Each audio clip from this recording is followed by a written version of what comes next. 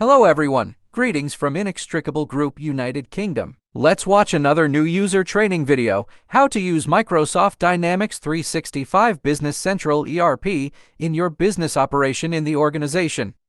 I'm sure this video will help you to enhance your knowledge on Business Central effectively. Happy watching! We'll be discussing now items or product in Business Central. Basically, items are a list of products. And then all the SKUs stop keeping units of your company.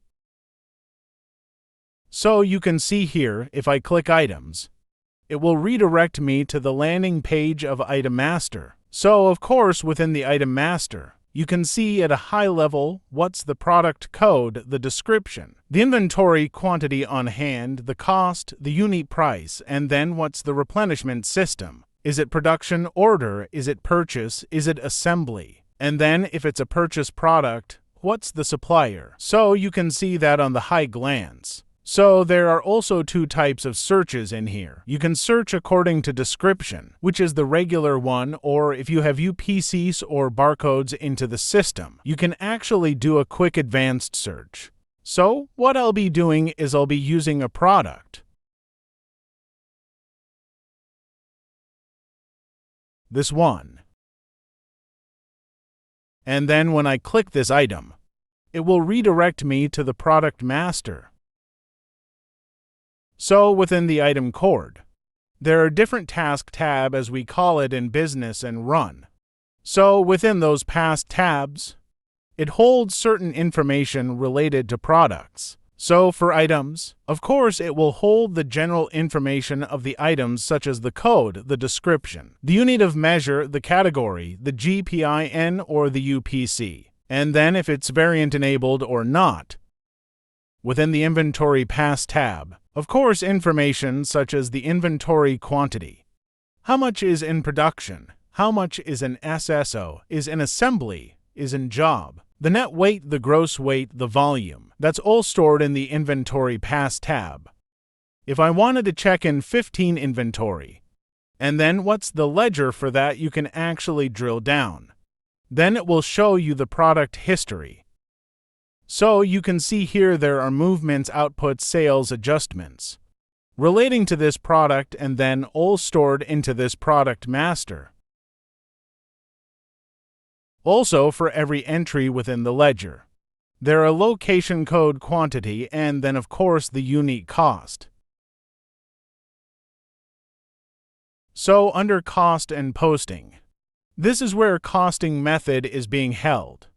Unique cost also is being computed by the system based on the costing method which we selected. And then of course the VAT identifier is also set up in here. Price and sales defines how we want to structure the product. In terms of SRP, so 100 is the selling price. Do we sell it to a different unit of measure? So let's say if there's a piece and then a box conversion, we can have that set up in here. Replenishment system is something that we set up when we want to enable materials resource planning, replenishment, and then master production schedule.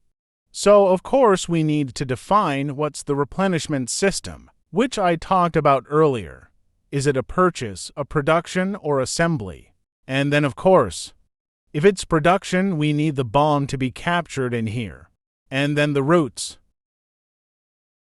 And then if this product is allowed to have scrap, of course we set up the scrap percentage. Within the Planning Pass tab, this is where all the MRP works so early. The first pass up is how it is replenished. Then within the planning is how the quantities work.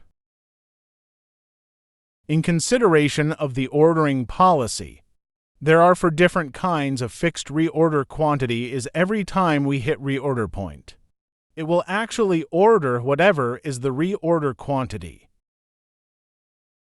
Maximum quantity is basically in max.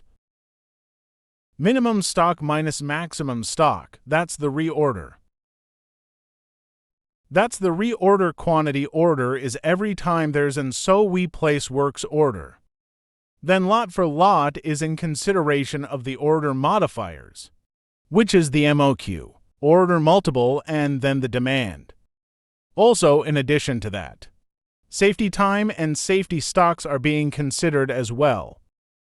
Item tracking is if we want to track if it's serialized or not. So there are actually different setups in here. Is the product serialized? Is the product batch trap? And then is the product require an expiration or warranty tracking? That's something that we can set up into the system.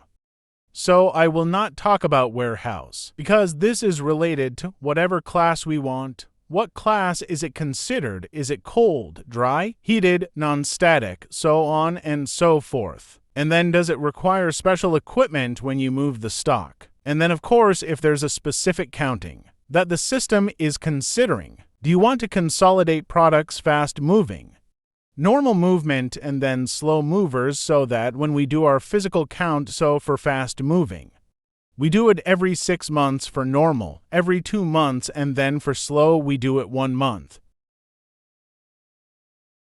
Another section of this is when we do our pack box or related information. So within the related information, you can actually see a quick picture of what the product looks like. And then after the picture, of course, the attributes. So we can set up different attributes for different items. These are all configurable within this central, so you can see here the depth, the width, the height, the material, and the model is defined into the product. Reason why we put attributes is when we generate our reports, of course, we want the configuration or the product masters to be laid out. What is the depth? What is the width? What is the material description? Also, beside the details, there are attachments. So let's say there are notes that you want to put into the item. So we can just quickly create a note and then it will be saved in here for everyone to look at. So let's say it's a test note. It will just be saved in here, and then once someone logged in, they will see what all the notes related to the product. And then if we want to do product knowledge transfer, you can see there's a link that we can attach the system. This link is actually hooked up to your e-commerce platform. So let's say I wanted to check what other information I can look up for this Palisade. I can just quickly click the link and then it will redirect me to the Space Store website. As you can see here, it's loading, and then it's giving me all the space divider related to Palisade's grid. So if I'm an employee of Space Store, and then I want to learn more regarding the product, that's something that you can check into the system and then it will redirect to the platform. So that's all for Product Master.